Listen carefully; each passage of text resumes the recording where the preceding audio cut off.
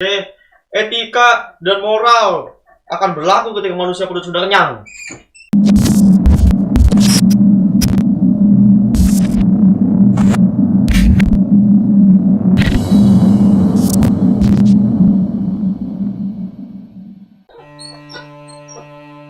Halo, apa kabar kalian semua para penonton Manuvers ya. Jadi gue kali ini pengen ngasih tahu ke kalian bahwa bahasanya ada namanya teori the driving force. Apa itu the driving force? Ketika kita melakukan sesuatu dan keterpaksaan. Keterpaksa karena apa? Karena kita butuh hidup.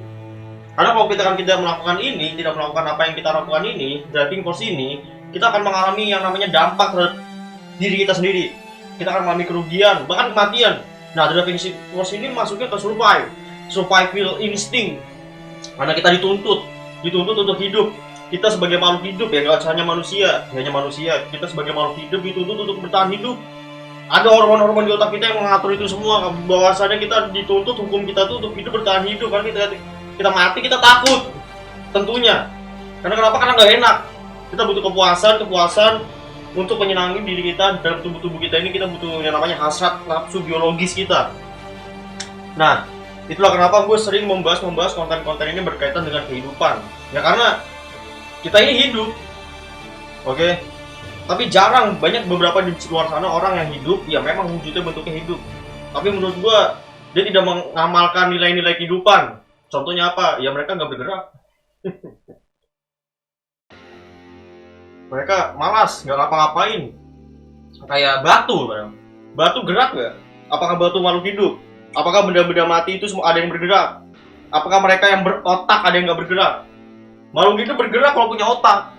Binatang bergerak kalau punya otak. Tumbuhan, bahkan ada tumbuhan kayaknya nggak punya otak itu kalau nggak salah. Revisi kalau misalkan gue salah ya.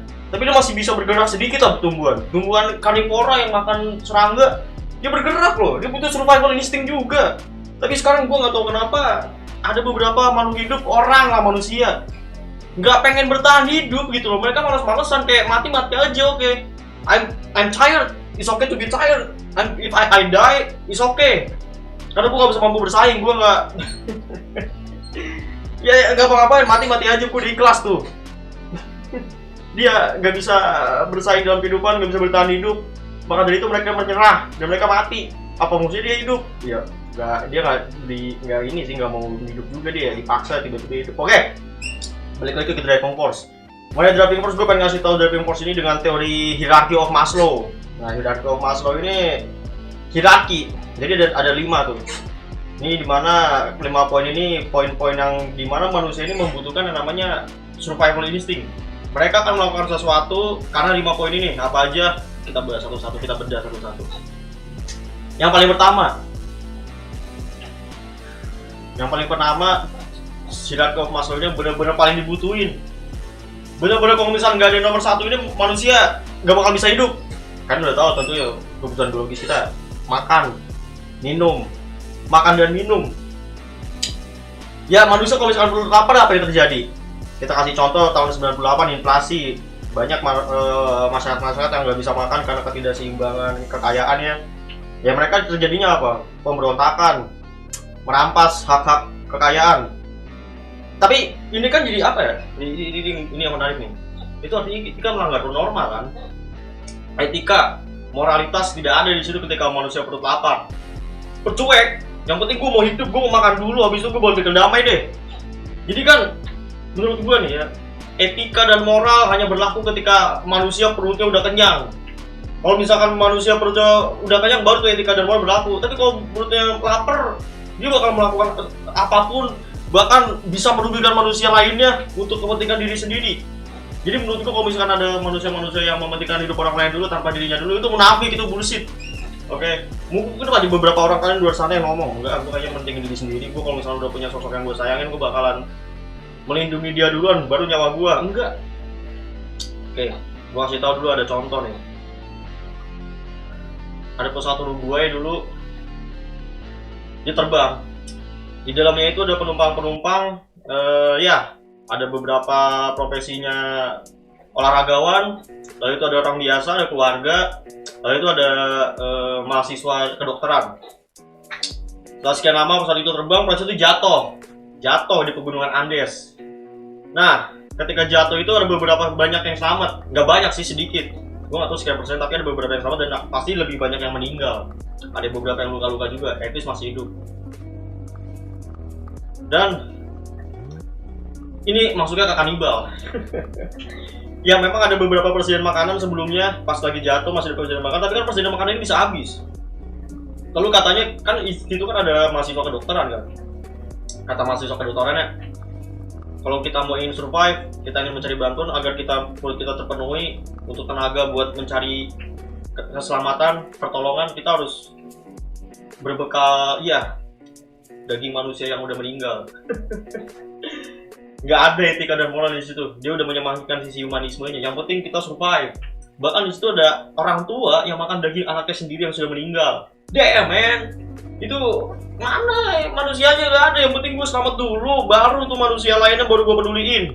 Oke, etika dan moral akan berlaku ketika manusia perut sudah kenyang. Mungkin ada beberapa yang enggak juga sih. Gue masih cepat lihat banyak sih kayak ya mementingkan orang lain dibandingkan diri sendiri sih. Gue baru lihat di film doang sih. Lalu itu yang pertama ya, kebutuhan makan dan minum. Lalu yang kedua ada kebutuhan rasa aman. Tentunya kebutuhan rasa aman. Kan masa nggak mau aman sih? Gini, manusia bakalan melakukan apapun demi kenyamanan. Mencari rumah tentunya, kita kalau sukses sama dulu yang dibeli biasanya. Rumah dulu dong. Karena kalau misalnya kita udah aman, kita bakal melakukan apa-apa yang lain, mencari makan udah enak. Karena kita ada tempat perlindungan, kita butuh tempat perlindungan karena kita tuh nggak mau ada ancaman. Kita tuh nggak mau terancam, kita tuh pengen hidup aman dan tenang. Oke, contohnya seperti ini nih. Ketika ada pembunuhan dilarang nggak? Jelas dilarang di situ. Etika nggak boleh di situ. Aturannya membunuh melanggar hak manusia. Tapi kalau misalnya kita kasih situasi berbeda nih, ada seorang ayah membunuh perampok, penjahat lah, dan penjahat itu pengen ngebunuh anaknya. Apa yang akan dikatakan orang-orang ketika melihat kejadian tersebut? Orang tua tersebut dikasih label pahlawan, predikat pahlawan. Dia melupakan, dia membiaskan perlakuan pembunuhannya. Jadi menurut gua, kesimpulannya, dalam situasi yang berbeda, perbuatan kesalahan pun akan diwajarkan. Sih. Jadi contohnya kayak begini lagi nih. Ada maling. Maling salah dong ngerampas hak milik orang lain. Tapi tiba-tiba maling tersebut kan ini yang dimaling, let's say makanan. Pas maling, dia kejar-kejar nih malingnya dia sama masyarakat udah. Terus dia ke lorong, dan di lorong itu ada anak lagi sakit, jadi kasih makan sama malingnya, dan itu anaknya. Apa yang dilakukan masyarakat? Kemungkinan bakal ngebantu itu maling, malah didonasi, dikasih keberlian kehidupan yang lebih layak. Oke. Jadi kan dia menyampingkan suatu perbuatan kesalahan ketika ada situasi konteks yang berbeda, itu jadi diwajarin. Tapi bagaimana ketika memang itu sudah dipersiapkan? Maling tersebut itu nyulik anak sebelumnya, dipukulin dulu anaknya, dibuat seolah-olah itu anaknya yang sakit. Itu semua tertipu. Malingnya gimana? Dapat bantuan donasi. That's the wrong. Jadi kita harus teliti dulu tuh. Kadang memang konteks-konteks yang berbeda, situasi yang berbeda mau menimbulkan kita tuh jadi logikanya, pemikiran kritis kita dikesampingkan tuh. Jadi kan ini bermasalah buat kayak gitu ya. Jadi itu rasa aman tuh yang kedua. Lalu yang ketiga ada kebutuhan seksual, cinta. Ya mengarahnya tentang lawan jenis ya. Ya banyak kan di luar sana orang yang anak-anak sekolah lah biasanya sih berantem karena pacar, rebutan pacar. Bener-bener merelakan semuanya, yang penting gue mati, yang penting pacar gue jangan nyampe kenapa-napa. Pacarnya disenggol dikit berantem di diskotik kan. Gua pacar kesenggol dikit berantem. Bahkan sampai ada peperangan loh. Perang karena cinta. Banyak kan sejarah-sejarah dulu peperangan di pemicunya apa? Pemicu karena cinta. Negara perang karena apa? Karena cinta biasanya kan. War, perang dunia biasanya dicegah itu karena apa? Karena sisi humanisme juga. Karena ada melihat pasti banyak korban-korban. Banyak rasa-rasa cinta di situ, orang-orang nggak bersalah bakal jadi korbannya. Nah di situ bakal melarang jadi nggak war juga. Tapi suatu saat juga bisa perang karena cinta juga. Karena cinta itu memang ya ketika sudah mencintai, siap mencintai akan siap tersakiti tuh kalau kata Pain kan. Ya Pain tuh yang di Naruto tuh. Perang karena apa? Dia jadi perang karena apa? Karena cinta. Obito karena cinta. It's all about a fucking love, bro. Terus itu yang ketiga ya. Lalu yang keempat ada ini, kebutuhan harga diri. Manusia tentunya pengen dihargain dong. Iya jelas. Mereka sampai ya lu lihat aja deh kalau misalkan ada orang yang nggak dihargain, direndahin. Apa yang akan terjadi? Biasanya bunuh diri. Fight or flight di situ. Dia nggak bisa melawan. Iya, manusia tuh butuh dihargain pada intinya. Jadi ketika ngedihargain mereka akan melakukan hal yang tidak, bahkan berantem. Lu diledekin dikit berantem, direndahin berantem. Butuh harga diri tuh. Tapi kita ketika dihargain ada rasa kepuasan tentunya dong. Ada rasa kepuasan. Kita seolah hidup kita ini main karakter. Kita ada dalam dunia ini, kita tuh hidup, eksistensi kita ada lah. Ada orang yang bisa mengakui diri kita dalam dunia. Jadi kita tuh hidup nggak cuma hidup doang. Ada manusia lain yang kita merasa orang itu dapat inspirasi dan inspirasinya itu gua kan itu emang enak, itu bisa memuaskan hasrat kesenangan juga untuk manusia. Nah itu nomor 4 ya. Lalu nomor 5 ada aktualisasi.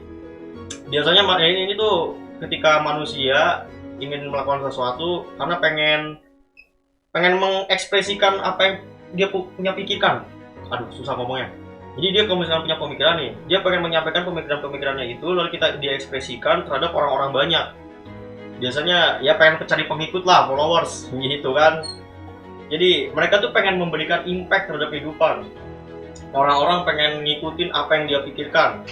Ini yang paling terendah lah ya, tapi itu kan bisa membuat hasrat kesenangannya naik juga. Jadi ya main karakter juga beda lah dihargain sama kita punya pengikut nih, kita berimpact sama kehidupan beda. Kalau tadi dihargain, ini emang ada mirip-mirip, cuman ini kurang lebih mirip, cuman ini kan lebih ke arah kita punya pengikut loh, kita punya, ya ada orang yang setuju sama gua, butuh aktualisasi diri, orang akan melakukan sesuatu demi mengekspresikan pola pikirnya terhadap orang lain tuh.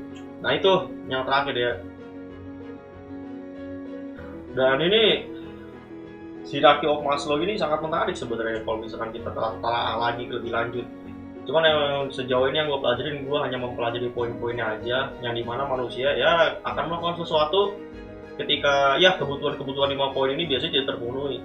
Biasanya sih yang pertama dulu dong, tadi yang paling rendah tuh dia nggak butuh itu nggak apa-apa, tapi yang makanan dan minum ini kan butuh banget tuh. Kalau nggak makan dia meninggal langsung, jadi dia nggak bisa memuaskan poin-poin yang lainnya kalau misalkan belum makan dan minum, karena kita butuh hidup dulu, kita butuh invest dulu dalam diri tubuh kita agar kita hidup, agar kita mencapai poin-poin yang lainnya lagi gitu kan.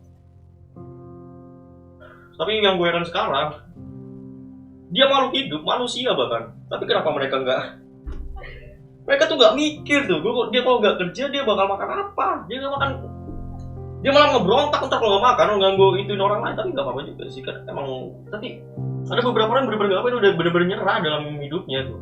Dia lahir ya mungkin dia mencoba pertamanya, cuman nyerah gitu kan, karena nggak kuat bersaing sama realita, sama kehidupan. Dia benar-benar nyerah, dia udah ya gue emang butuh makan dan minum, tapi gue nggak bisa mendapatkan itu. Gue kalah saing sama orang-orang lain di luar sana yang membutuhkan makan dan minum juga. Dan ya ada shutdown di situ, mental illness, dan dia meninggal di situ. Artinya meninggal kan, kebutuhan yang dipenuhi, itu dampaknya. Jadi kita harus benar-benar wajib lah, dituntut ini kalau untuk kita sebagai makhluk hidup. Kalau kita nggak makhluk hidup kita mati kalau nggak dituntut sama itu. So ya sebenarnya ini segitiga Maslow ini kalau misalkan kita telah lagi bahas ke ilmu manipulasi bisa kita bahas. Cuman jangan dibahas dulu. Mungkin buat konten-konten gue selanjutnya itu menarik kalau dibahas. Cuman gue terangin aja dulu. Tapi kalau kalian cerdas kan bisa mengaitkan apa yang bisa. Ya orang terdorong ketika melakukan sesuatu kayak begini kan. Nah kita bisa manfaatin kedorongan itu agar buat nginin orang. Nah gitu sih kuncinya. Gue kasih dulunya kayak gitu tuh. Jadi kalau kalian cerdas kan bisa memperhatikan detail-detailnya kayak gimana ketika kita bisa memanage orang lewat hierarchy of Maslow ini. Oke, kan bisa searching lagi hierarchy of Maslow, karena gue kayaknya penyampaian gue kurang tepat, kurang lengkap. Tapi gue bisa menyampaikan mungkin garis besarnya kan, semoga bisa mengerti ya. Sampai jumpa di konten manupulasi selanjutnya. Bye bye.